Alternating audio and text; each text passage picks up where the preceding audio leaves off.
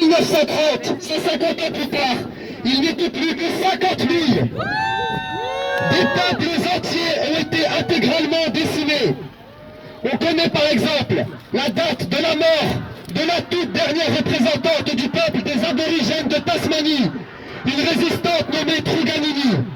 Avec sa mort le 8 mai 1876, s'est éteinte à tout jamais toute une culture, une langue, un peuple. C'est ça le colonialisme de peuplement.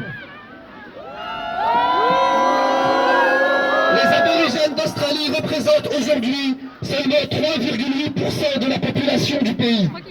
Le traumatisme historique de leur génocide continue de les marquer durablement. Ils ont peu accès à l'enseignement et aux soins, et sont beaucoup plus sujets à la misère et au suicide que le reste de la population. Caricaturés dans une image de mendiants alcooliques, ils continuent pourtant de revendiquer leurs droits et refusent de s'assimiler et de disparaître.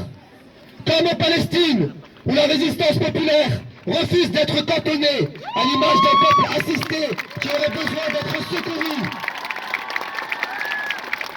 Car la Palestine appartient aux Palestiniens et c'est bien eux qui la défendent. Ni pitié ni assistance, dignité